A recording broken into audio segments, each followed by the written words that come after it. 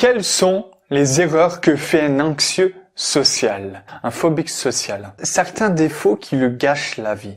Je vais te donner 6 défauts qu'on pourrait avoir quand on est très timide. Notre cerveau pourrait avoir tendance à nous faire croire il peut avoir cette faculté à nous faire croire que des dauphins volent. Sauf quand le cerveau est assez sain. Quand le cerveau est sain, il n'a pas cette faculté. Et l'anxieux social a le cerveau sain. Sauf que son cerveau a tendance à lui faire croire des choses qui sont pour moi équivalentes à un dauphin avec des ailes. Un dauphin rose qui vole dans le ciel. On va voir ça tout de suite. Salut, j'espère que tu vas bien. Comme tu le sais déjà, je me prénomme Kevin. Je suis un ancien très anxieux social, un très grand timide. Et je suis là pour te rendre à l'aise en société avec les gens. Quand on est anxieux social, quand on est phobique social, on a beaucoup de qualités à n'en plus finir. Mais voilà, il y a certains jours, on peut ne pas avoir un comportement adapté. Et je vais te parler de certains d'entre eux. 6 pour être précis. 6 pour être précis. D'ailleurs, personnellement, j'avais certains de ces défauts, certains de ces comportements. Peut-être que tu vas te reconnaître, peut-être que tu vas pas te reconnaître à 100%. Et avant de t'énumérer tous ces défauts, je te donne un conseil. Mets le focus, non pas sur tes points faibles, mais sur tes points forts. Mets ton focus sur tes points forts. Ne mets pas ton focus sur les défauts que je vais t'énumérer là. Mets le focus sur ta confiance. La confiance est ton focus. Tu as le focus sur ta confiance. Plus tu mettras ton focus sur ta confiance, plus ça grandira. Une loupe ne grandit pas ce qu'elle ne vise pas. Voilà, maintenant on va arriver au 6 petits comportements qui peuvent gâcher la vie de beaucoup de monde. Ces comportements peuvent être chez un anxieux social en puissance 10. Parce que c'est des comportements que beaucoup de personnes ont, sauf qu'ils ne sont pas forcément anxieux sociaux. Sauf que quand on est anxieux social, le problème c'est que c'est en puissance 10. Après, rassure-toi, tous ces défauts. On n'a même pas besoin de s'en préoccuper parce que plus tu te mettras ton focus sur ta confiance, plus ta confiance grandira. Tous ces défauts baisseront automatiquement avec ta confiance qui s'élèvera. En fait, plus ta confiance s'élève et plus ces défauts baissent. Le premier sur les 6, c'est la focalisation. Comme on parlait il y a 2 secondes, on parlait de mettre son focus, et ben là, c'est un peu pareil, sauf que c'est focaliser sur des points et ignorer d'autres. C'est une faculté que j'avais avant aussi beaucoup et que je peux avoir sur certains trucs, etc. Parce qu'on peut facilement ignorer certains points positifs et garder plus le négatif. C'est comme quand on reçoit plein de remarques positives et d'un coup, il y a quelqu'un au milieu qui nous dit quelque chose de très négatif, et ben on aura tendance, cette faculté, à garder que le négatif. Sauf que l'anxieux social a tendance à le faire sur une majorité de ce qui lui arrive. C'est-à-dire qu'il peut facilement ignorer ce qui lui arrive de bien, ignorer, même oublier les compliments, etc. C'est-à-dire que si on lui fait un compliment, il va le recevoir, il va même un peu le rejeter ce compliment en trouvant des excuses, etc. Ce compliment, par exemple, oui, mais tu sais, non, mais c'est rien, etc. Et ensuite, il va carrément l'oublier. Il aura oublié carrément que cette personne lui a fait un compliment. Et là, tu te dis, c'est normal, il a peut-être pas de mémoire. Non. Le cerveau a volontairement ignoré ce fait-là. Il faut savoir que le cerveau enregistre des milliers d'informations par jour et il faut qu'il fasse un tri. Sauf que quand on a peu confiance en nous, quand on est très anxieux social, quand on est comme ça, le cerveau a tendance à ignorer les trucs positifs qui arrivent à la personne, que ce soit dans la relation sociale ou pas. C'est-à-dire que si cette personne a peur des critiques, elle va plus enregistrer le fait qu'on lui fasse une ou deux critiques de temps en temps et être obsédée par cela.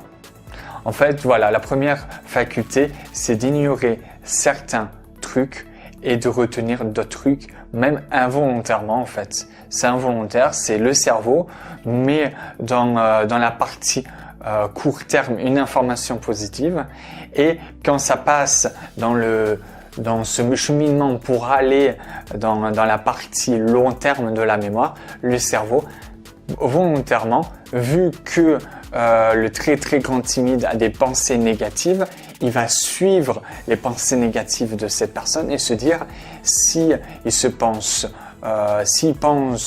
qu'il est nul, pourquoi continuer à lui faire croire qu'il est le contraire quoi, en fait. Ça sert à rien, ça veut dire que c'est des informations peu importantes. Quand on lui dit qu'il est bien, que cette personne a un bon comportement, pourquoi retenir cela alors que je pense le contraire? Alors que par exemple, si moi je pense que je suis nul, si une personne me dit non, je suis pas nul, je vais facilement oublier cette information parce que le cerveau automatiquement va se dire mais si je suis nul, pourquoi je garderai cette information?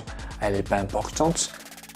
Ça part dans le court terme et ensuite il supprime quand ça passe juste avant de passer dans le cheminement du long terme.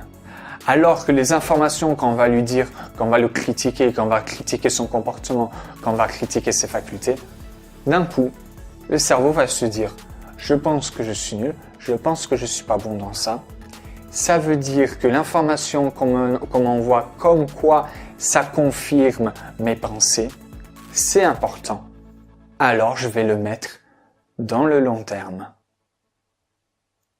C'est hallucinant, mais c'est ce qui se passe. Le cerveau ne peut pas accumuler toutes les informations de la journée, alors il suffit aux pensées de la personne. Première faculté, ignorer et se focaliser sur certains trucs. C'est tout bête. Deuxième point, c'est la conclusion sans preuve. On peut facilement conclure plein de choses sans preuve. Quand on est très très très timide, ce qui se passe, c'est que on fait des conclusions sans preuve, un peu n'importe comment, sur beaucoup de comportements sociaux, sur beaucoup de relations sociales. Et là, c'est cette faculté à voir des choses qui n'existent pas. C'est par exemple, il y a quelqu'un qui nous fixe, vite fait, même pas dans quelques secondes, tout de suite, on va s'imaginer des choses. On va s'imaginer que cette personne nous fixe parce que elle nous critique, elle nous juge, etc. La personne, par exemple, a oublié de te dire bonjour parce que ça arrive à tout le monde d'oublier de dire bonjour. Par exemple, je sais pas moi, tu marches à côté de cette personne et tu étais dans tes pensées et t'as pas forcément vu la personne, aperçu cette personne. Moi, des fois, ça me le fait. Pas souvent, mais des fois, je peux passer, être dans mes pensées et même pas remarquer qu'il y a une personne à côté de moi que je connais. Et tout de suite, la personne va se dire, il m'a pas dit le bonjour parce que il m'aime plus, et il me déteste, j'ai fait quelque chose de mal, etc., etc. Il va tout de suite te dire ça. Si t'as pas cette faculté, tu te dis, mais what? C'est énorme quand même. C'est de l'exagération. Effectivement, on a cette faculté quand on est très très très peu confiant. On a cette faculté de voir des choses dans ce qui n'existe pas, en fait, voir des choses et inventer des choses qui n'existent pas pour expliquer cette chose-là. Ensuite, le troisième point, c'est, en gros, c'est voir tout blanc ou tout noir. C'est tout ou rien. D'ailleurs, il y a quelqu'un qui faisait des prestations sur scène et qui avait dit « Si le public ne m'applaudit pas tout rompre, c'est qu'il s'est royalement enquiquiné pendant toute la soirée. » Traduction, s'il ne m'applaudit pas assez, c'est que ma performance était nulle à chier. C'est un peu ce défaut-là. Si cette personne n'aime pas tout chez moi, si cette personne me critique juste un petit comportement chez moi, si elle n'apprécie pas tout, c'est que je suis pas bien, c'est que je suis une mauvaise personne, c'est qu'elle me déteste et qu'en plus de ça, ça reflète le fait que je sois nul, que je sois pas bien, que je sois mauvais. Et ça confirme mes pensées négatives sur moi. On peut se dire ça qu'on est anxieux social et qu'on peut avoir cette faculté de tout blanc ou tout noir.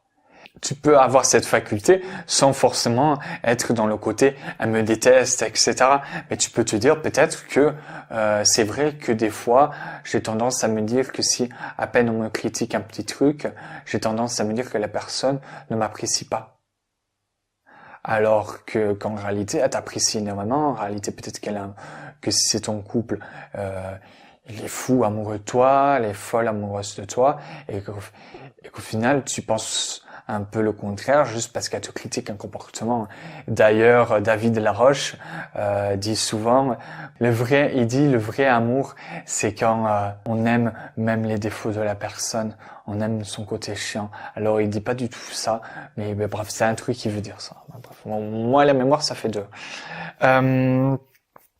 Voilà, c'était le troisième défaut.